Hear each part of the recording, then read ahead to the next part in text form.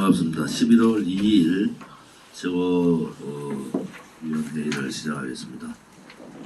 박근혜 대통령께서 옥중투쟁 1313일째입니다. 작금의 사항들을 보면은 정말 인과응보, 한 나라의 지도자가 판단을 잘못하고 그 지도자의 판단이 나라에 큰 재앙으로 다가오는 이러한 상황을 우리는 탄핵 때 봤습니다. 이명박 대통령께서 17년 실형을 받고 오늘 동부구치소로 가십니다. 정치 보복이죠. 또 이 전직 대통령에 대한 보수파에 대한 좌파들의 반인륜적 행위를 볼 수가 있습니다. 그렇지만은 이명박 대통령께서 일국의 위대한 대한민국의 대통령을 했던 분의 처신으로 봐서 탄핵 정국에서의 행위는 대단히 잘못된 것이다. 그 당시에 소위 친이계라고 생각하는 사람들의 책임이 이 좌파 독재 정권이 벌어지는 이 상황에서 우리는 돌이켜볼 필요가 있습니다. 그들은 아직도 탄핵의 잘못이 또 그들의 배신, 반자유민주 체제의 행위가 얼마나 국가의 재앙을 가져왔는가. 좌파 독재를 뛰어넘어서 파시즘까지 만들어주는 그러한 엄청난 잘못을 한 겁니다. 탄핵 2016년 그 겨울을 생각하면은 정말로 대한민국의 지도자들이, 정치를 한다는 사람들이 국가와 민족을 위해서 하는 건지, 그렇지 않으면 개인적인 계복, 개인적인 이익을 위해서 한 건지, 나라를 망하게 하는데도 내각제를 주창하고 내각제만이 대한민국을 살릴 수 있다고 생각하는 세력들을 생각하면은 지도자의 능력이나 통찰력이나 미래에 대한 확신이나 이런 것이 얼마나 중요한가 하는 생각을 해봅니다. 정치는 함부로 하는 것이 아니다라는 뼈저린 교훈을 우리한테 줬습니다. 요즘 서울시장 후보, 부산시장 후보가 거론되고 있고 대통령 후보까지 거론되고 있습니다.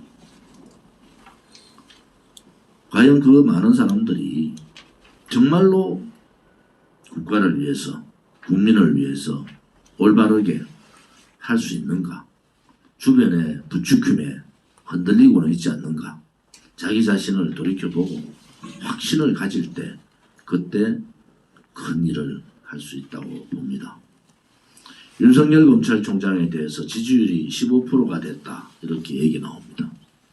윤석열 검찰총장은 문재인 정권, 좌파 독재 정권의 주구 노릇을 한 사람입니다.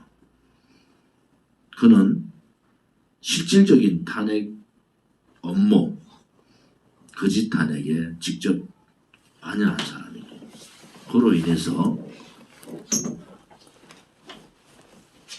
많은 애국우파 보수 지도자들이 감옥을 갔습니다. 그때는 그 칼이 국정농단이라는 이름으로 그렇게 휘두르고 보수 국민들을 아프게 하고, 지금도 두 전직 대통령 또 대법관을 비롯한 많은 관료들이 감옥에 있습니다. 무엇이 진실입니까? 그냥 문재인하고만 싸우면은 그 사람은 오른쪽 우파가 되는 겁니까? 그냥 문재인하고 탄압받고 문재인한테 대해서 아직도 대통령의 지시사항을 얘기하는 그런 사람이 보수 우파의 지도자가 될 수 있다고 봅니까? 그래서 우리 보수는 망하는 겁니다. 아직도 인물 중심으로 이 문재인 좌파 독재 정권, 파쇼 정권과 하나의 인물이 메시아같이 대한민국을 구해줄 거다라는 착각에서 우리 공화당은 대한애국당 창당 전부터 이미 인물 중심의 정치는 이제는 끝났다 이렇게 선언을 하고 정치개혁을 시작한 겁니다. 정치개혁이라는 것은 국민들, 민초들의 분노에서 나오는 겁니다. 더 이상 이 정치의 부정부패, 정치의 무능력, 정치의 반애국적 행위, 정치의 반대한민국 헌법적 가치 이러한 부분을 보고 그거에 모든 결정체가 박근혜 대통령의 불법 탄핵입니다. 그걸 보고 분노한 민초들이 이제는 정치를 혁명적으로 바꿔보자. 정당도 혁명적으로 바꿔보자. 인물 유지의 정당이 아니라 민초들이 만드는 국민을 중심으로 한 정당. 정치인도 이제는 부정부패, 무능하고 이념도 갖춰지지 않으면서 보수의 정치를 내세우고 있는 이러한 정치인들도 혁명적으로 교체해보자 하는 것이 대한애국당의 정신이었고 우리 공화당의 정신이고 우리가 가고자 하는 목표가 되기도 합니다. 우리 공화당은 그렇게 4년 차에 들어갔습니다. 아무튼 많은 어려움이 있었습니다만은 제가 경남, 대구, 경북, 울산을 3일 동안 다니면서 느낀 점은 우리 공화당의 동지들의 애당심과 애국심이 정말 감동적이다. 그들의 피눈물 나는 투쟁사는 우리 스스로가 당대표인 저부터 고개를 숙이게 하고 그분들한테 감사하다는 표현을 넘어서 정말로 그분들을 존경하게 됩니다. 우리 공화당의 가치는 당대표부터 일반 당원 한 사람까지 모든 분들이 애당심과 애국심, 정의감으로 똘똘 뭉쳐있다 이렇게 봅니다. 그래서 우리 당 지도부 사전 회의에서도 오늘 얘기했지만은 우리가 좀 더 각성하고 좀 더 우리 당원들을 받드는 그러한 모습들이 필요하겠다라는 말씀을 드립니다.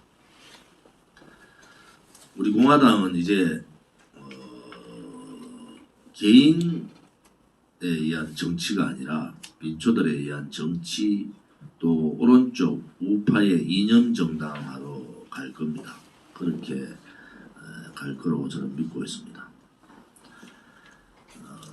홍준표 의원이 요즘 이런저런 얘기를 합니다. 일견 우리 공화당하고 같은 입장을 많이 발표를 하고 있어요. 그런데 원죄를 스스로 석고대죄하지 않고는 홍준표라는 사람을 용서할 수가 없습니다.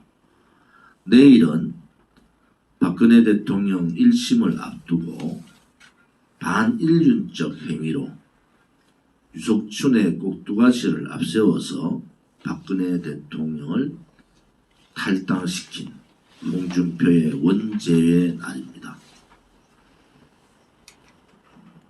이 부분에 대한 석고대죄와 이분에 대한 박근혜 대통령에 대한 사죄가 없으면은 홍준표는 우리공화당과 같은 얘기를 하지만은 본심이 아닌 걸로 우리는 봅니다. 홍준표의 말장난에 얼마나 많은 보수우파 국민들이 울었습니까? 우리 공화당이 그렇게 대한애국당 당시에 1심 재판을 마치고 탈당을 하더라도 출당을 시키더라도 시켜야 된다 이렇게 주장했음에도 불구하고 그는 모멸차게 박근혜 대통령을 출당시켜 버렸습니다. 그래서 홍준표가 잘 됐습니까? 그래서 이명박이 잘 되고 그래서 윤석열이가 잘 되고 그래서 홍준표가 잘 됐습니까? 탄핵의 강은 그렇게 건너는 것이 아닙니다. 탄핵의 진실과 정의를 밝히고 탄핵이 잘못됐다는 것을 분명하게 밝히는 것이 보수 전체가 하나 되고 또 모든 선거에서 승리할 수 있는 유일한 방법이다라는 말씀을 드리겠습니다. 요즘도 반문연대 많이 들어봤던 얘기예요. 김무성이 항상 무슨 반문연대, 빅텐트 이렇게 얘기합니다. 폭력투쟁 한 번 하지 않고 오로지 태극기 만들고 4년 가까이 탄핵무효와 문재인 좌파 독재 정권과 싸우고 있는 우리 공화당을 극우로 몬 자들이 또다시 반문연대를 얘기합니다. 박근혜 대통령의 탄핵에 대해서 얘기하지 않는 자들, 그들과 우리 공화당은 같이 할 수가 없습니다. 부정선거 지금 주장하고 있는 블랙시 쪽도 마찬가지입니다. 박근혜 대통령의 탄핵이 이 나라를 이렇게 만들었다는 것을 분명히 아셔야 됩니다. 지난 총선 참패 최고의 문제가 될 수 있는 김영호와 박형준, 그들을 추천했던 김무성, 선대 본부장을 맡았던 유승민, 우리를 극우라고 최고위원회에서 쌍욕을 했던 그 당시의 최고위원들이 아직도 정치판에 고개를 듭니다. 선거 참패의 원인을 제공했던 자들이 처단되어야 됨에도 불구하고 부정선거로 다 덮여버렸어요. 왜? 자기들이 참패한 것이 아니라 선거가 부정해서 진 것이다. 있을 수 없는 일입니다. 제대로 된 부정선거를 밝히는 것은 박근혜 대통령의 탄핵 무효를 밝혀야지 됩니다. 정치적으로 우리 공화당은 그렇게 간단하게 넘어가지 않습니다. 미국 대선이 이틀로 다가왔습니다. 이런저런 여론조사가 있습니다만 우리 공화당의 가치와 같이 하는 미국 공화당 트럼프 대통령 후보를 지지합니다. 당선되기를 진심으로 바랍니다. 우리 공화당의 공약과 같은 자유민주주의 체제 블록, 반중, 반공산당 블록, 이러한 중심에 미국의 공화당이 있기 때문에 우리 공화당은 미국 공화당을 지지합니다. 혹자들은 트럼프 대통령의 친김정은 행위에 대해서 많은 얘기들을 합니다. 미군 감축과 박정희 대통령 시해 문제, 박정희 대통령 재임 중에 엄청난 압박을 한 것은 공화당이 아니고 민주당입니다. 민주당이 잠시 이런저런 얘기를 할지라도 트럼프 대통령은 재선이 되면은 북한에 대한, 특히 문재인 좌파 독재 정권에 대한 엄청난 압박을 가할 겁니다.